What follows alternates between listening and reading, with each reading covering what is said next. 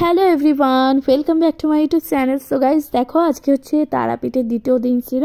তো আমরা সকাল সকাল হচ্ছে গিয়ে লুচি আর হচ্ছে গিয়ে তরকারি খেয়ে নিচ্ছি। আর দেখো এখানটা পুরো কি সুন্দরভাবে লুচি আর তরকারি দিয়েছে। তো গাইজ তারপর আমরা যাচ্ছি হচ্ছে গিয়ে নলহাটির উদ্দেশ্যে। এবার নলহাটিটা কি বা কোন মন্দির সেটাও কিন্তু তোমাদের সাথে অবশ্যই শেয়ার করব। তার আগে শুনে নাও নলহাটি মন্দির কিভাবে পৌঁছাতে হয়।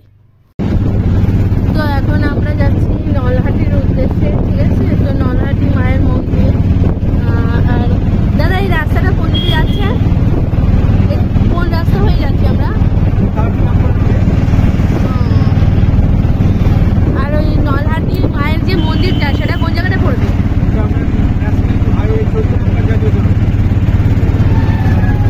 তো এখান থেকে আমরা তারাপীঠ মন্দির থেকে এখন যাচ্ছি নলহাটি মায়ের মন্দিরে, ঠিক আছে। তো এটা 14 নম্বর জাতীয় সড়কের ওখানটা করে পড়বে। আর ওখানে গিয়ে দেখা হচ্ছে কি হয়। তো বন্ধুরা, এটা হচ্ছে সেই নলহাটি মায়ের মন্দির। এই নলহাটি হচ্ছে গিয়ে মায়ের 51তম সতীপীঠের মধ্যে অন্যতম একটি সতীপীঠ। এখানে মায়ের কণ্ঠ নালী পড়েছিল, যে কারণে এটাও 51তম সতীপীঠগুলোর মধ্যে অন্যতম একটি সতীপীঠ। তো বন্ধুরা, এই সতীপীঠটি কিন্তু বীরভূমে অবস্থিত। আর তোমরা যারা বীরভূমে তারা মাকে দর্শন করতে যাবে, অর্থাৎ মা তারাকে দর্শন করতে যাবে, তো নলহাটি মায়ের মন্দিরও যেতে কিন্তু একদমই ভুলে যেও না। তো কিছুটা দূরেই কিন্তু এই নলহাটি মায়ের মন্দির। তো মায়ের এই মন্দিরে কিন্তু অতটা বেশি লাইন ছিল না, অতটা বেশি ভিড় ছিল না, সবাই সুন্দরভাবে কিন্তু পুজো পাঠ করতে পারে। আর দেখো নলহাটি মা কিন্তু এই রকমভাবে সাজানো হয়ে থাকে। আর এটা কিন্তু অনেক বেশি সুন্দর লাগে। আর কারা কারা তোমরা এই নলহাটি মাকে দর্শন করতে গেছো অবশ্যই কিন্তু তোমরা কমেন্ট করে জানাতে ভুলে যেও না। তো মন্দিরটা তোমাদের বাইরে থেকে দেখাচ্ছি, দেখো কত সুন্দর এবং কতটা পরিষ্কার পরিচ্ছন্ন, নিট অ্যান্ড ক্লিন, ঠিক আছে। তো এই মন্দিরটা খুবই সুন্দর এবং খুবই পরিষ্কার পরিচ্ছন্ন। তো এখানে দেখো একটা গণেশ ঠাকুরের একটা মূর্তি রয়েছে। এখানে একটা গণেশ ঠাকুরের ছোট্ট পাশে একটা মন্দির আছে, ঠিক আছে। তো নলহাটি মায়ের মন্দিরের পাশেই কিন্তু এই গণেশ ঠাকুরের মন্দিরটি রয়েছে। আর দেখো এই ভেতরের যে বারান্দাটা সেটা কত বড় আর কত বিশাল, ঠিক আছে। তো এই হচ্ছে নলহাটি মায়ের মন্দির। তোমরা কারা কারা এই মন্দিরে এসেছো সেটা কিন্তু অবশ্যই কমেন্ট করে জানাতে ভুলে যেও না। আর কোথা থেকে দেখছো সেই ভিডিওটা সেটা অবশ্যই জানিও।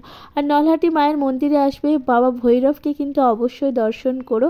পাশেই রয়েছে ভৈরব দেবের মন্দির, ঠিক আছে। তো আমরা বাইরে থেকে ভৈরব দেবকে দর্শন করি। তো এরপর আমরা চলে যাচ্ছি অন্য জায়গায়, মানে অন্য গন্তব্যস্থলে।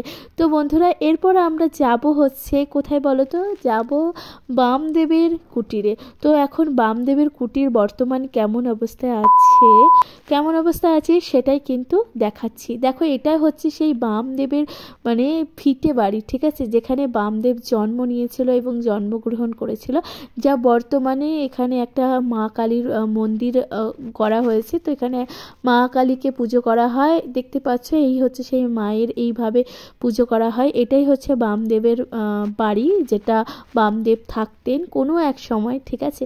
বর্তমানে এটা মন্দির হয়ে গেছে, ঠিক আছে। আর বামদেবের বাড়ি দর্শন করে তারপর আমরা আবার তারাপীঠের উদ্দেশ্যে রওনা দিলাম। তো দেখো তারাপীঠের উদ্দেশ্যে রওনা দিতে কি সুন্দর জায়গা, পরিবেশটা, ঠিক আছে। তো সকাল সকাল আমরা তারাপীঠে, এবার তোমাদেরকে দেখাচ্ছি সকালবেলার তারাপীঠের যেই মার্কেটটা, সেটা কত সুন্দর লাগে।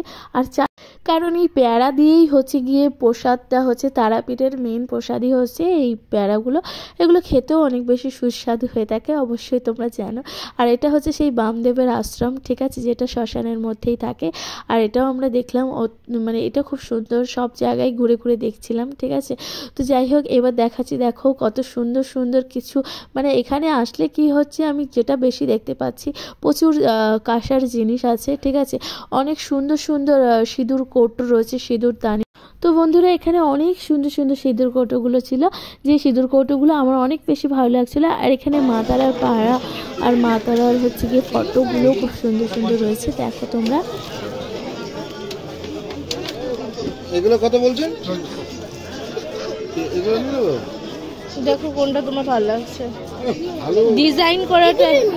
আরে এই ডিজাইন করাগুলো দাদা, এই ডিজাইন করাগুলো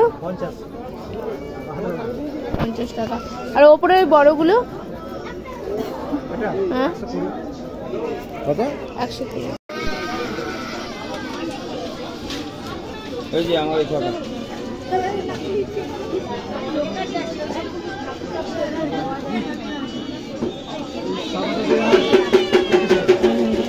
এই সাইজের লাইট।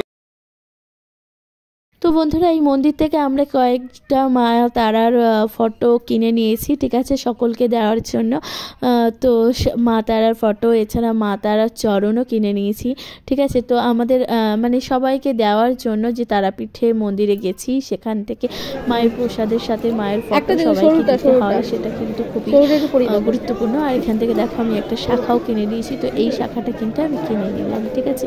তো এই আমি যেখানে যাই একটা করে শাখা কিনে দিই, ঠিক আছে। তো আমার অনেক বেশি ভালো লাগে, আর এই শাখার ডিজাইনটা অনেক বেশি ভালো লেগেছে, তো আমি কিনে নিয়েছিলাম, ঠিক আছে। আর দেখো এই যে চরণগুলো মায়ের, ঠিক আছে, এইগুলো হচ্ছে গিয়ে 250 থেকে 300 টাকা দাম, ঠিক আছে। তো আমি এখান থেকে একটা দুটো এরকম কিনে নিয়েছিলাম, তো কয়েকজনকে দিতে হবে আমার নিজের জন্য, ঠিক আছে। তো এখান থেকে কিন্তু আমি মা তারার চরণগুলো নিয়ে নিয়েছি, ঠিক আছে। তো এরকমভাবে আমাদের কেনাকাটি জাস্ট কমপ্লিট। তো বন্ধুরা আমাদের কেনাকাটি জাস্ট মোটামুটি কমপ্লিট হয়ে গেছিলো। এই ছিল একটা ছোট্ট মিনি ব্লগ। অবশ্যই তোমরা কে কোথা থেকে দেখছো সেটা ডেফিনেটলি কমেন্ট করে জানাতে ভুলে যেও না।